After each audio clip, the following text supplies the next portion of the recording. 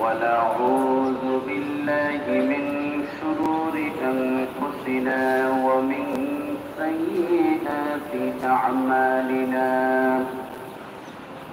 من يهده الله فلا مضل له ومن يضلله فلا هادي له ونشهد أن لا إله إلا الله وحده لا شريك له ونشهد أن سيدنا وسندنا وحبيبنا ومولانا محمدا عبده ورسوله الذي أرسله بالحق بشيرا ونذيرا وداعيا إلى الله بإذنه وسراجا منيرا وقد قال الله تبارك وتعالى في كلامه المجيد وفرقانه الحميد أعوذ بالله من الشيطان الرجيم بسم الله الرحمن الرحيم إن الله وملائكته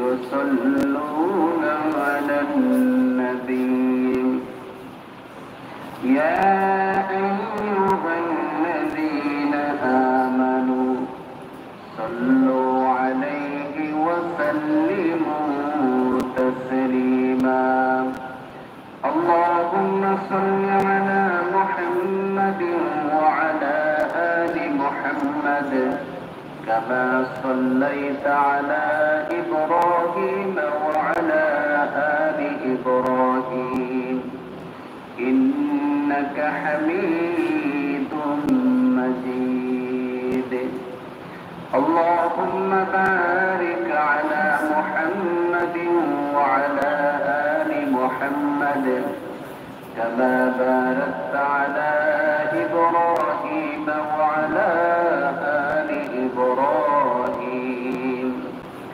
إنك حميد مجيد উপস্থিত সম্মানিত মুসল্লিয়ানে কেরাম, মহান আল্লাহ তাআলার দরবারে শুকর আদায় করছি যে মহান আল্লাহ তাআলা আমাদেরকে পবিত্র জুমআর নামাজ আদায়ের জন্য আল্লাহ তাআলার ঘর মসজিদের মধ্যে আসার এবং বসার তৌফিক দান করেছেন। এজন্য সকলে দিল থেকে শুকর আদায় করি, বলি আলহামদুলিল্লাহ।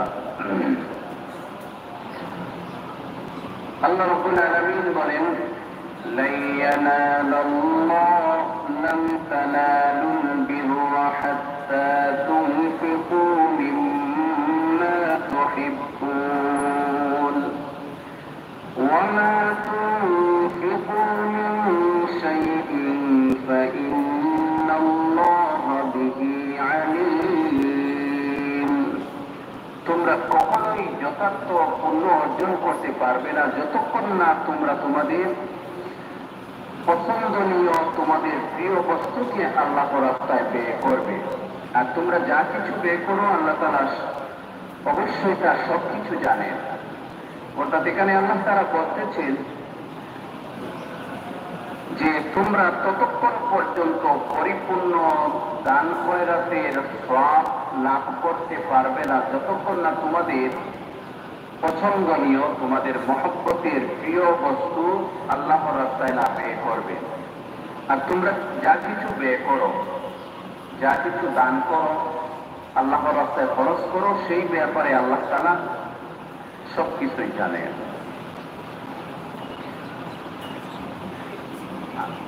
আনসারদের মধ্যে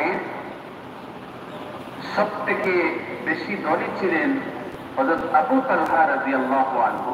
এই আয়াতখানা যখন নবী করিম সাল্লাল্লাহু আলাইহি সাল্লামের উপর নাযিল হলো, তখন নবী আলাইহিস সালাম তেলাওয়াত করে সাহাবীদেরকে শোনাইলেন, তখন আবু তালহা রাদিয়াল্লাহু আনহু মদিনার একেবারে নিকটবর্তী খুব শখের পছন্দনীয় একটা বাগান ছিল এবং ওই বাগানের মধ্যে একটি কূপ ছিল, যে কূপের পানিটা খুবই মিষ্টি এবং সুস্বাদু ছিল। নবী করিম সাল্লাল্লাহু আলাইহি সাল্লাম প্রায় সময় এই কূপের পানি পান করতেন। এই কূপের পানি খুবই সুস্বাদু এবং মিষ্ট ছিল। এই আয়াত যখন আল্লাহ তাআলা নাযিল করলেন, আবু তালহা রাদিয়াল্লাহু আনহু নবী করিম সাল্লাল্লাহু আলাইহি সাল্লামের খেদমতে আসলেন, এসে বললেন, ইয়া রাসূলুল্লাহ, আমি আমার এই শখের বাগান, পছন্দের বাগানটি আল্লাহর রাস্তায় দান করে দিলাম।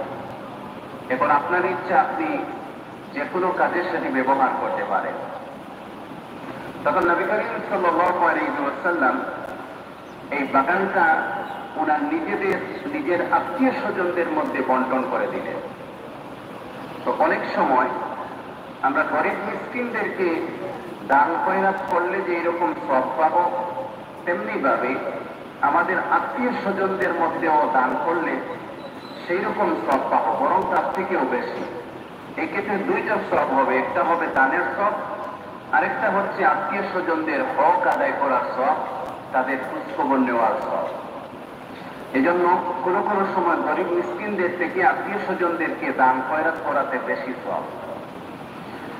এইভাবে সাহাবায়ে কেরাম এই আয়াত আল্লাহ তাআলা নাযিল করার পর প্রত্যেকেই নিজের প্রিয় বস্তু আল্লাহর রাস্তায় দান করতে লাগলেন। কিন্তু আমাদের অবস্থা হচ্ছে উল্টো। প্রথমত আমরা খুব একটা দান খয়রাত করিও না, আর যদিও করি তাহলে এই যে দেখেন মসজিদের মধ্যে মানুষ টাকা দেয়, সব থেকে পুরনো ছেঁড়া ফাটা ছেঁড়া প্রথম সেই নোটটাও পর্যন্ত মসজিদে দিয়ে দেয়। কিন্তু না, আল্লাহর রাস্তায় দান করবেন, সব থেকে উৎকৃষ্টতম যে জিনিস আপনার কাছে আছে সেটা দান করবেন, তাহলে পরিপূর্ণ সওয়াব পাবেন। আর যদি আপনার ফাটা ছেঁড়া অথচ এইরকম জিনিস যদি দেন, তাহলে সওয়াব পাবেন না। এবং আল্লাহ তাআলা তাও বলে দিচ্ছেন, তোমরা কি দান করতেছ সেটা আল্লাহ তাআলা ভালো করেই জানেন। কি দান করতেছ, কি উদ্দেশ্য করতেছ, আল্লাহ তাআলা সেটা ভালো করে জানেন। আমরা অনেক সময় পুরনো জিনিস দান করি, পুরনো কাপড়, ব্যবহার অযোগ্য কাপড় যেটা অতিরিক্ত হয়ে যায় সেটা দান করি। সেটা দান করা অবশ্য খারাপ কিছু না, তবে মাঝে মধ্যে উন্নত মানের ভালো জিনিসও দান করা উচিত। আপনার কাছে অতিরিক্ত রয়েছে অনেক কাপড় চোপড়, অনেকের আপনার কাছে অনেকগুলো সেট আছে, কিন্তু অনেক গরিব মানুষ আছে, সে একটাও ভালো মানের একটাও করতে পারতেছে না। এইরকম মানুষদেরকে খুঁজে খুঁজে বাহির করে তাদেরকে দান খয়রাত করা, এটা হচ্ছে আমাদের ঈমানি দায়িত্ব। এজন্য আল্লাহ বলেন, لن تنالوا البر حتى تنفقوا مما تحبون وما تنفقوا من شيء فإن الله به عليم। তোমরা ততক্ষণ পর্যন্ত পরিপূর্ণ সওয়াবের অধিকারী হতে পারবে না যতক্ষণ পর্যন্ত না তোমরা তোমাদের প্রিয় বস্তু আল্লাহর রাস্তায় ব্যয় করবে।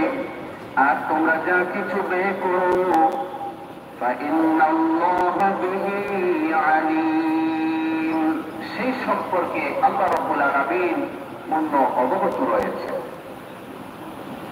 কুল্লু الطعام كان حلا لبني إسرائيل إلا ما حرم إسرائيل على نفسه من قبل أن تنزل التوراة قل فأتوا بالتوراة فاتلوها إن كنتم صادقين। আসলে সব খাবারই বনী ইসরাঈলদের জন্য হালাল ছিল, অবশ্য এমন দুই একটা জিনিস বাদে যেগুলো তওরাত নাযিল হওয়ার আগে ইসরাঈল তার নিজের উপর হারাম করে রেখেছিল। হে নবী, আপনি বলে দিন তোমরা তাওরাত নিয়ে আসো এবং তা পড়ো যদি তোমরা সত্যবাদী হও। এখানে নবী করিম সাল্লাল্লাহু আলাইহি ওয়াসাল্লাম আহলে কিতাবদেরকে নসিহত করতে গিয়ে বলেন যে আমার যে শরীয়তে মুহাম্মদী এটা অনেকটাই ইব্রাহিমী শরীয়তের সাথে সামঞ্জস্যপূর্ণ। তখন তারা বলল, তা কিভাবে হয়? আপনারা উটের দুধ খান, উটের গোশত খান, অথচ ইব্রাহিম আলাইহিস সালাম কখনো উটের দুধ খেতেন না, উটের গোশত খেতেন না। এরই পরিপ্রেক্ষিতে আল্লাহ রাব্বুল আলামিন এই আয়াত নাযিল করেন। অর্থাৎ বনী ইসরাঈলদের উপর সবকিছুই হালাল ছিল, দুই একটা বাদে, যেগুলো ইসরাইল নিজের উপর তাওরাত নাযিলের আগে তিনি হারাম করেছিলেন।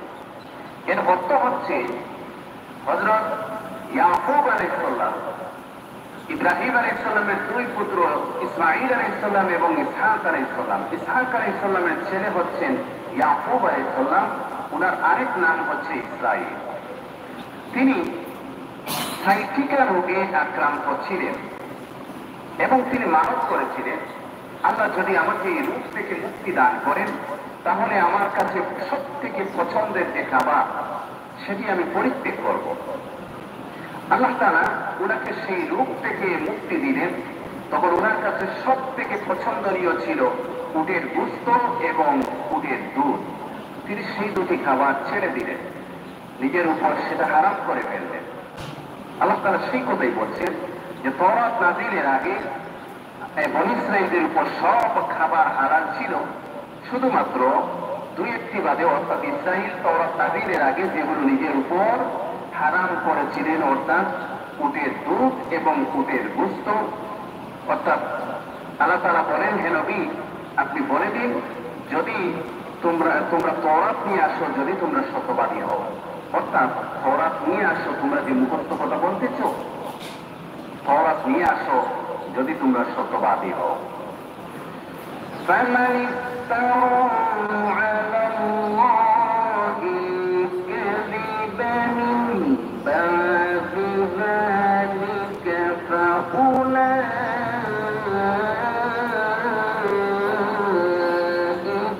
هم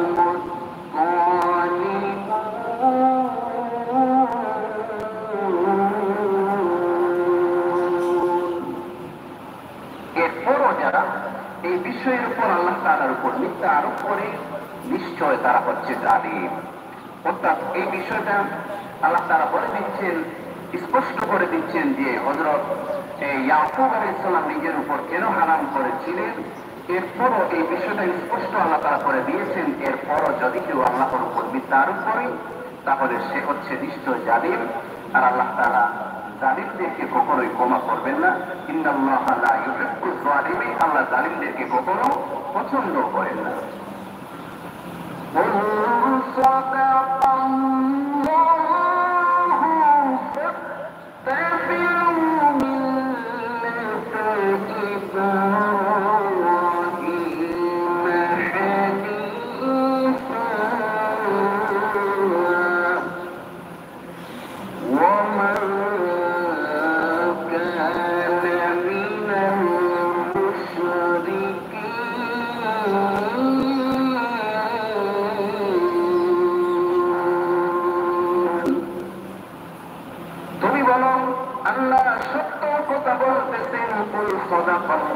আল্লাহ সত্য কথা বলতেছেন। অতএব তোমরা সবাই নিষ্ঠার সাথে ইব্রাহিমের মতাদর্শ অনুসরণ করো।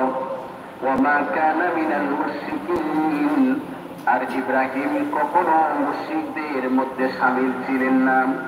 অর্থাৎ আল্লাহ তাআলা আগে যে কথাগুলো বলেছেন বনী ইসরাঈলদের হারাম এবং হালালের ব্যাপারে, এ নবী আপনি বলে দিন, কুল সাদাকাল্লাহ, আল্লাহ যা বলতেছেন সব সত্য বলতেছেন।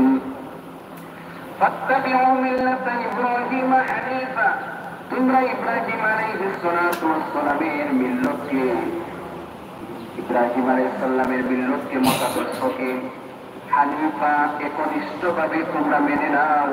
ওমা কানা মিনাল মুশরিকিন, আর ইব্রাহিম আলাইহিস সালাতু ওয়াস সালাম কখনো মুশরিক ছিলেন না। তিনি ছিলেন আল্লাহর নবী এবং একত্ববাদের বিশ্বাসী। উনি কখনো মুশরিক ছিলেন না।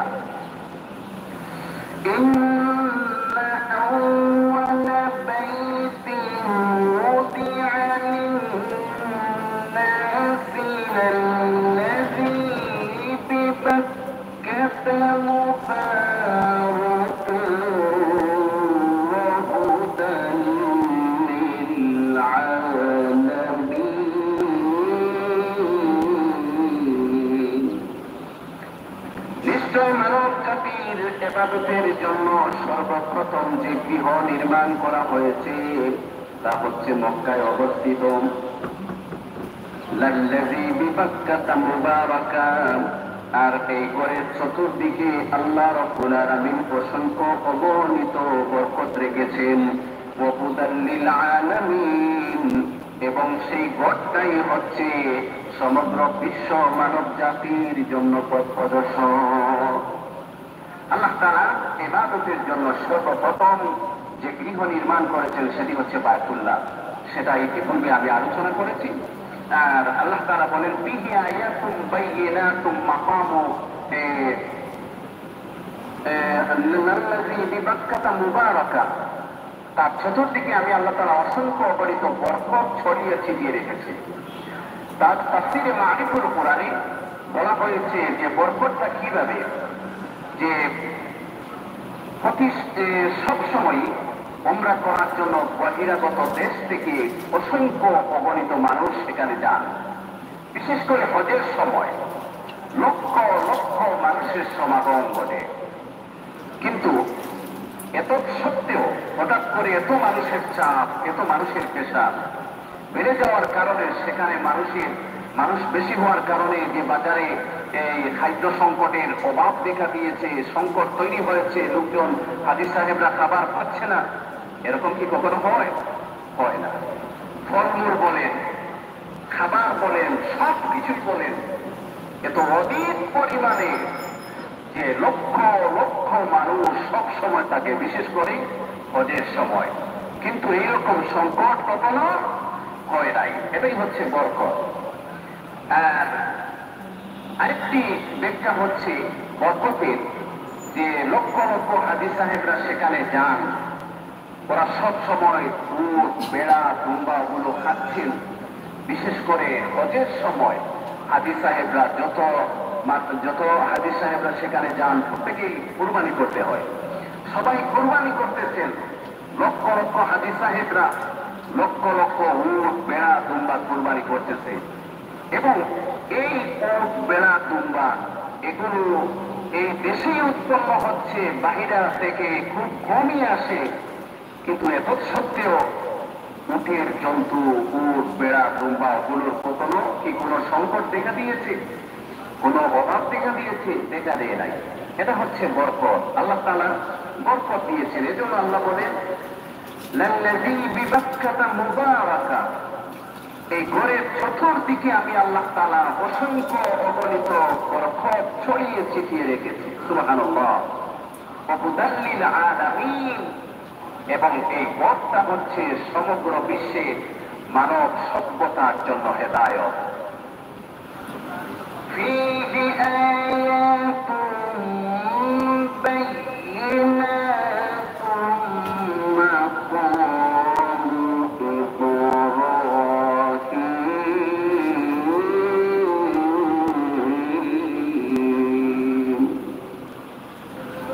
ওয়া মান দাখালাহু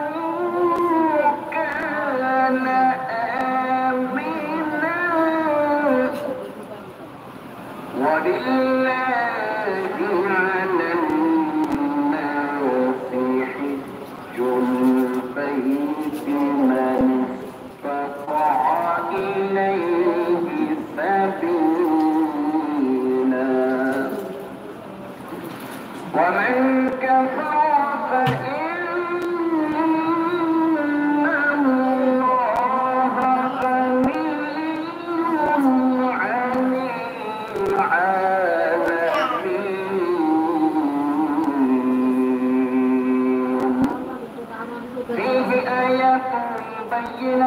مقام إبراهيم। আল্লাহ বলেন ফীহি আয়াতুম বাইয়িনাত, সেখানে রয়েছে আমার সুস্পষ্ট নিদর্শন। এর মধ্যে থেকে একটি হচ্ছে মাকাম ইব্রাহিম। সুস্পষ্ট নিদর্শন সমূহের মধ্যে থেকে একটি হচ্ছে মাকাম ইব্রাহিম, যেটাতে ইব্রাহিম আলাইহিস সালামের পায়ের ছাপ রয়েছে। এবং মাকাম ইব্রাহিম এই জায়গার মধ্যে রয়েছে, সেই জায়গাটা এত বরকতময় ফজিলতপূর্ণ।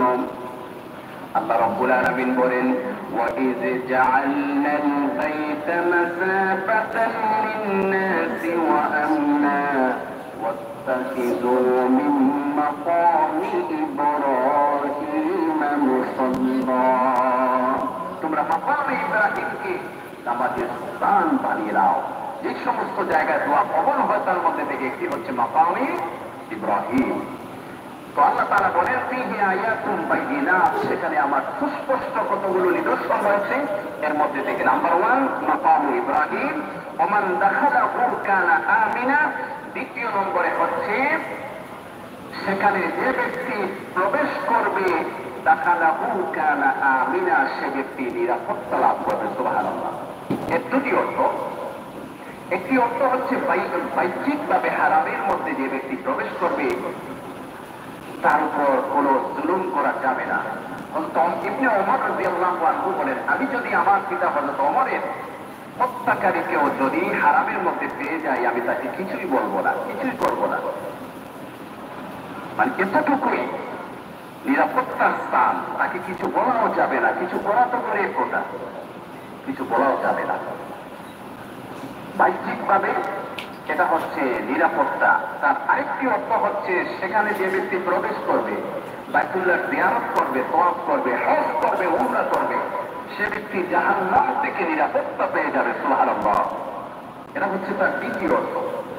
ওমান দাখালাহু কানা আমিনা, হারামের মধ্যে যে ব্যক্তি প্রবেশ করবে সে ব্যক্তি নিরাপত্তা লাভ করবে। ওয়ালিল্লাহি আলান নাসি হিজ্জুল বাইতি মান ইসতাতা ইলাইহি সাবিলা। তার তৃতীয় নিদর্শন হচ্ছে বাইতুল্লাহ শরীফের তওয়াফ করার। প্রত্যেক যে সামর্থ্য যে ব্যক্তির আছে, প্রত্যেক মুমিন, সামর্থ্যবান মুমিন নরনারীর উপর ফরজ। ওমান কাফারা ফাইন্নাল্লাহা গানিয়্যুন আনিল আলামিন। আর যে ব্যক্তি হজকে অস্বীকার করবে, আল্লাহ তাআলা গানিয়্যুন আনিল আলামিন, জেনে রেখো তার অস্বীকার করাতে আল্লাহর কিছু যায় আসে না। আল্লাহ তাআলা সৃষ্টিকুলের মুখাপেক্ষী নন। আল্লাহ তাআলা সৃষ্টিকুলের মুখাপেক্ষী নন, বরং সমস্ত সৃষ্টিকুল আল্লাহ পাকের মুখাপেক্ষী। তারপর আল্লাহ রাব্বুল আলামিন বলেন, قُلْ يَا أَهْلَ الْكِتَابِ لِمَ تَكْفُرُونَ بِآيَاتِ اللَّهِ وَاللَّهُ شَهِيدٌ عَلَى مَا تَعْمَلُونَ।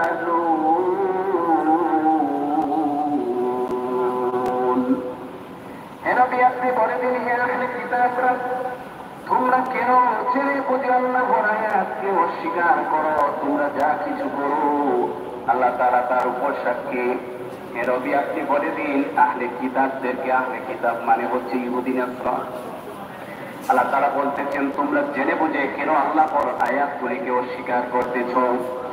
আল্লাহ তাআলা যে হক সহ নবী মুহাম্মদ সাল্লাল্লাহু আলাইহি সাল্লামকে পাঠিয়েছেন, সত্য কিতাব দিয়েছেন, তার সত্যতা পূর্ববর্তী কিতাব তাওরাত এবং ইনজিলের মধ্যে রয়েছে। এজন্য আখেরি জমানার নবী আসবেন মুহাম্মদ সাল্লাল্লাহু আলাইহি সাল্লাম, উনি সত্য, কোরআন সত্য, তারা সেটা জানে এবং বুঝে। এজন্য আল্লাহ বলতেছেন, হে আহলে কিতাবেরা, তোমরা কেন যেন বুঝে আল্লাহর আয়াতকে অস্বীকার করতেছ, নবীকে মানছ না, দ্বীনকে মানছ না। আল্লাহু শাহীদুন আলা মা তা'মালুন। আর তোমরা যা কিছু করো আল্লাহ তার উপর সাক্ষী হয়ে যাচ্ছেন। কিয়ামতের দিনের ফয়সালা হবে, তোমরা যা করতেছো স্বয়ং আল্লাহ তার উপর সাক্ষী। ইয়া আহলাল কিতাবি লিমা তাসাদ্দুনা আন সাবিলিল্লাহি মান আমানা তাবগুনাহা عوجا وأنتم الختام وما الله بغافل عما تعملون হে নবী আপনি বলে দিন হে আহলে কিতাবরা তোমরা কেন আল্লাহর পথ থেকে বেরাতে চেষ্টা করছো যারা ঈমান এনেছে তাদেরকে তোমরা কেন তাদেরকে ধোঁকার পথে দাবিত করতে চাও অথচ এই লোকদের সত্যপন্থী হওয়ার পর তোমরা সাক্ষী আল্লাহ তাআলা তোমাদের বিদ্রোহমূলক আচরণ সম্পর্কে মোটেই উদাসীন নন ওরা তো নবীর প্রতি ঈমান আনে নাই বরং যারা ঈমান এনেছিল ওদেরকে ওরা বিভ্রান্ত করার চেষ্টা করতেছিল এজন্য আল্লাহ তাআলা বলতেছেন হে নবী আপনি বলে দিন হে আহলে কিতাবরা তোমরা কেন যারা ঈমান এনেছে সত্য গ্রহণ করেছে তাদেরকে তোমরা বিভ্রান্ত করার চেষ্টা করতেছ অথচ ওরা হকের উপর রয়েছে আর তোমরা যা করতেছ তোমরা সাক্ষী আল্লাহ তাআলা তোমাদের বিদ্রোহমূলক কাজকর্ম সম্পর্কে মোটেই উদাসীন নন يا أيها الذين آمنوا إن تطيعوا فريقا من الذين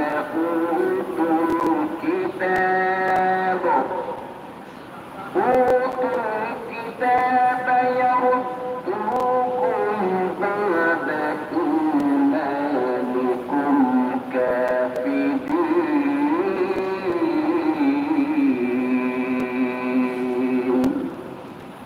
আল্লাহ তাআলা বলতেছেন ইয়া আইয়ুহাল্লাযীনা আমানু হে লোক সকল তোমরা যারা ঈমান এনেছো আহলে কিতাবদের আগে যাদের আহলে কিতাব দেওয়া হয়েছে ওদের মধ্যে থেকে যদি যে কোনো একটি দলের কথা তোমরা শুনো তাহলে তোমরা আবার কুফরির দিকে ফিরে যাবে তো আল্লাহ তাআলা বলতেছেন ঈমানদারকে ডাক দিয়ে হে ঈমানদারগণ তোমরা যারা ঈমান এনেছে খুব সাবধান থাকো সতর্ক থাকো আহলে কিতাবদের মধ্যে বিভিন্ন দল ছিল ওদের মধ্যে থেকে যে কোনো একটি দলের কথা যদি তোমরা শুনো তোমাদেরকে ওরা ঈমান থেকে দূরে সরিয়ে দিবে যাতে আহলে কিতাবদেরকে অনুসরণ করা যাবে না কোনো দলকে অনুসরণ করা যাবে না বরং তাদের থেকে দূরে থাকাই হচ্ছে ঈমানের হেফাজতের উত্তম পন্থা وكيف تكفرون وأنتم تتلى عليكم آيات الله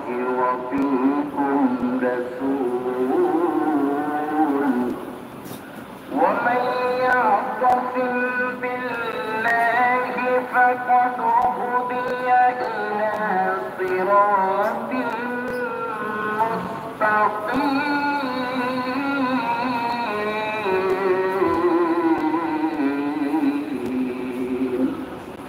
আর তোমরা কিভাবে কুফরি করবে অথচ তোমাদের সামনে বারবার আল্লাহ তাআলা তার আয়াত সমূহ তেলাওয়াত করে শোনাচ্ছেন তাছাড়া আয়াতের বাহক স্বয়ং রাসূল যখন তোমাদের মাঝে উপস্থিত আছেন যে ব্যক্তি আল্লাহ তার রাসূলের বিধানকে সত্য করে আঁকড়ে ধরবে তাকে অবশ্যই সোজা পথে পরিচালনা করা হবে আল্লাহ তাআলা বলেন তোমরা কিভাবে কুফরি করবে তোমাদের আয়াত তোমাদের সম্মুখে আল্লাহর আয়াত বারবার তেলাওয়াত করে শোনানো হচ্ছে তোমাদেরকে হকের কথা শোনানো হচ্ছে হকের পথ বলে দেওয়া হচ্ছে এবং স্বয়ং নবী তোমাদের মাঝে উপস্থিত রয়েছেন নবী তোমাদেরকে সত্যের পথে দিনের পথে আহ্বান করতেছেন আর যে ব্যক্তি আল্লাহ এবং তার রাসূলের বিধানকে সত্য করে ধরবে ফাকাদ হুদিয়া ইলা সিরাতিন মুস্তাকিম তাকে সিরাতে মুস্তাকিমের উপর সিরাতে মুস্তাকিমের পথে পরিচালনা করা হবে তারপর আল্লাহ রাব্বুল আলামিন বলেন ইয়া আইয়ুহাল্লাযীনা আমানু তাকুল্লাহা হাক্কা তুকাতিহি ওয়া লা তামুতুন্না ইল্লা ওয়া আনতুম মুসলিমুন তোমরা আল্লাহ তাআলাকে ভয় করো যতটুকু ভয় করার উচিত ততটুকু তোমরা ভয় করো ওয়ালা তামুতুন্না ইল্লা ওয়া আনতুম মুসলিমুন আর তোমরা পরিপূর্ণ মুসলমান না হয়ে মৃত্যুবরণ করো না আল্লাহ বলেন ইমানদারকে ডাক দিয়ে তোমরা আল্লাহ তাআলাকে ভয় করো যতটুকু আল্লাহ তাআলাকে ভয় করার। আমরা কি আল্লাহকে যতটুকু ভয় করার করি? আসলে যতটুকু ভয় করার আল্লাহ তাআলাকে ততটুকু করি না।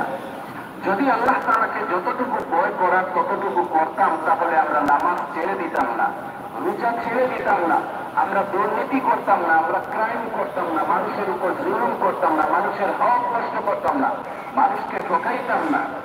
আমাদের থেকে মোট কথা আমাদের থেকে কোনো অন্যায় কাজ সংগঠিত হতো না যদি আমরা পরিপূর্ণভাবে আল্লাহ তাআলাকে ভয় করতাম। আল্লাহ তাআলার ভয়ের দাবি হচ্ছে এই ভয়টা যার মধ্যে থাকবে এই ভয় মানুষকে আল্লাহর নাফরমানি থেকে ফিরিয়ে রাখবে। আর আল্লাহ তাআলা বলেন ওয়ালা তামুতুন্না ইল্লা ওয়া আনতুম মুসলিমুন, তোমরা পরিপূর্ণ মুসলমান না হয়ে মৃত্যুবরণ করো না। আমরা কি সবাই পরিপূর্ণ মুসলমান হতে পেরেছি? প্রথমে বুঝতে হবে মুসলমান কাকে বলে। হযরত নবী করিম সাল্লাল্লাহু আলাইহি সাল্লামের কাছে জিবরাইল আলাইহিস সালাম মানব বেশে উপস্থিত হলেন। হাদিসে সেই হাদিসকে বলা হয় হাদিসে জিবরাইল। জিবরাইল আলাইহিস সালাম প্রশ্ন করলেন ইয়া রাসূলুল্লাহ মাল ঈমান, ইয়া রাসূলুল্লাহ ঈমান কি? তখন নবী করিম সাল্লাল্লাহু আলাইহি সাল্লাম বলেন শাহাদাতু আল্লা ইলাহা ইল্লাল্লাহ ওয়া আন্না মুহাম্মাদুর রাসূলুল্লাহ, তুমি এই কথা সাক্ষ্য দাও আল্লাহ ছাড়া কোনো মাবুদ নাই, মুহাম্মদ সাল্লাল্লাহু আলাইহি সাল্লাম আল্লাহর শেষ রাসূল। এই কথা সাক্ষ্য মনে প্রাণে দিয়ে যদি তুমি ইয়াকিন করো, বিশ্বাস করো, তাহলে তুমি একজন মুমিন হতে পারবে। তারপর প্রশ্ন করা হলো, জিবরাইল আলাইহিস সালাম প্রশ্ন করলেন ইয়া রাসূলুল্লাহ মাল ইসলাম, ইসলাম কি? তখন নবী করিম সাল্লাল্লাহু আলাইহি সাল্লাম বলেন ইসলাম হচ্ছে তুমি নামাজ পড়বে, হজ করবে, যাকাত দিবে এবং শরীয়তের যত বিধিবিধান সবগুলো তুমি মানবে। অর্থাৎ ইসলামের ভিত্তি 5টি জিনিসের উপর। প্রথমে হচ্ছে কালেমা, এই কথার সাক্ষ্য যে ব্যক্তি দিবে সে একজন মুমিন হিসেবে বিবেচিত হবে। কালেমা পরে হচ্ছে আরো 4টি জিনিস, নামাজ, রোজা, হজ, যাকাত। এই 4টি জিনিসকে যারা পরিপূর্ণভাবে মানবে সেই ব্যক্তি সেগুলোই হচ্ছে ইসলাম। আর ইসলামকে যে পরিপূর্ণভাবে মানবে সেই হচ্ছে মুসলমান। তখন জিবরাইল আলাইহিস সালাম প্রশ্ন করলেন ইয়া রাসূলুল্লাহ যে আমি যদি এগুলো পরিপূর্ণভাবে মানি তাহলে কি আমি মুসলমান হতে পারবো? বলে হ্যাঁ, আপনি একজন পরিপূর্ণ মুসলমান হতে পারবেন। তাহলে মুসলমান কাকে বলে? যে ব্যক্তি পরিপূর্ণভাবে নামাজ পড়ে, পরিপূর্ণভাবে মাল থাকলে হজ করে, মাল থাকলে পরিপূর্ণভাবে যাকাত আদায় করে এবং রমজান শরীফের রোজা রাখে, সেই ব্যক্তি হচ্ছে মুসলমান। এগুলো পরিপূর্ণভাবে, এগুলোর নাম হচ্ছে ইসলাম। আর ইসলামকে যে পরিপূর্ণভাবে মানবে সেই হচ্ছে মুসলমান। আল্লাহ তাআলা বলেন ওয়ালা তামুতুন্না ইল্লা ওয়া আনতুম মুসলিমুন, তোমরা পরিপূর্ণ মুসলমান না হয়ে মৃত্যুবরণ করো না। এজন্য আমরা পরিপূর্ণভাবে মুসলমান হতে হবে। আগে পরিপূর্ণভাবে মুসলমান হওয়ার আগে আমাদেরকে ঈমানটা মজবুত করতে হবে। যার ঈমান যত মজবুত হবে তার ভিতরে তত তাকওয়া প্রতিফলিত হবে। আমাদের ভিতরে ঈমানটা যদি মজবুত হয় তাকওয়াটা আমাদের ভিতরে মজবুত ভাবে আসবে। আর পরিপূর্ণ ঈমান এবং তাকওয়া নিয়ে যদি আল্লাহর ইবাদত করি ইবাদতের মধ্যে স্বাদও আসবে। আর আমরা যখন পরিপূর্ণভাবে ইবাদত করব, ইসলামকে পরিপূর্ণভাবে মানব, তখন আমরা পরিপূর্ণ মুসলমান হতে পারবো। আল্লাহ তাআলা আমাদেরকে পরিপূর্ণ মুসলমান হওয়ার তৌফিক দান করুন, ইসলামকে পরিপূর্ণভাবে মেনে চলার তৌফিক দান করুন। আমিন ওয়া আখিরু দাওয়ানা আনিল হামদুলিল্লাহি রাব্বিল আলামিন। আল্লাহুম্মা আমিন। ربنا ظلمنا أنفسنا وإن لم تغفر لنا وترحمنا لنكونن من الخاسرين. ربنا لا تزغ قلوبنا بعد إذ هديتنا وهب لنا من لدنك رحمة إنك أنت الوهاب. فاطر السماوات والأرض أنت ولي في الدنيا والآخرة توفني مسلما وألحقني بالصالحين. أي الله تعالى আমরা আমাদের সমস্ত জিন্দেগির গুনাহ বোঝা মাথায় নিয়ে তুমি মাওলার শাহী দরবারে ভিখারি সাইয়্যিদুর উদ্দেশ্যে দুই খানা হাত তুলেছি। মেহেরবানি করে আমাদের সমস্ত জিন্দেগির গুনাহ খাতাগুলো মাফ ফরমাও। আয় আল্লাহ, জীবনে যত ধরনের গুনাহ করেছি, সগীরা কবিরা জাহিরা বাতিনা শিরক ও বিদআত, तमाम জিন্দেগির গুনাহের উপর লজ্জিত হয়ে তওবা করলাম।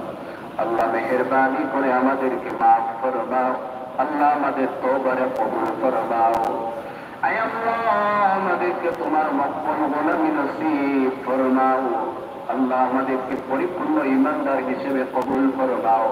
আয় আল্লাহ, আমাদেরকে পরিপূর্ণ তাকওয়া অর্জনের তৌফিক দান ফরমাও।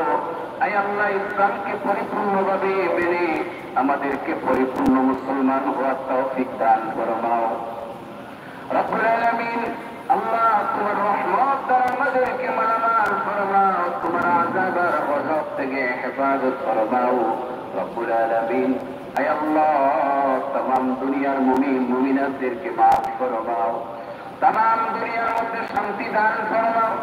বিশ্বের মজলুম মুসলমানদেরকে সাহায্য ফরমাও। ফিলিস্তিনের মুসলমানদেরকে সাহায্য ফরমাও। আয় আল্লাহ, আমাদের দেশের প্রতি তোমার রহমত নাজিল ফরমাও।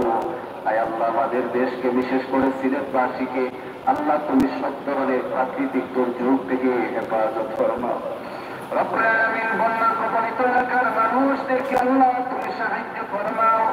আল্লাহ, আসমানের বলা আসমানে উঠিয়ে দাও, জমিনের বলা জমিনে দফন করে দাও, হাওয়াই বলা হাওয়ার সাথে মিশিয়ে দাও। আসমানি জমিনি হাওয়াই সব ধরনের বালা মুসিবত থেকে আমাদেরকে আল্লাহ সিলেটবাসীকে আল্লাহ সমস্ত দেশকে তথা সমস্ত দুনিয়াবাসীকে হেফাজত ফরমাও। রব্বুল আলামিন, আল্লাহ অভাবীদের অভাব দূর ফরমাও।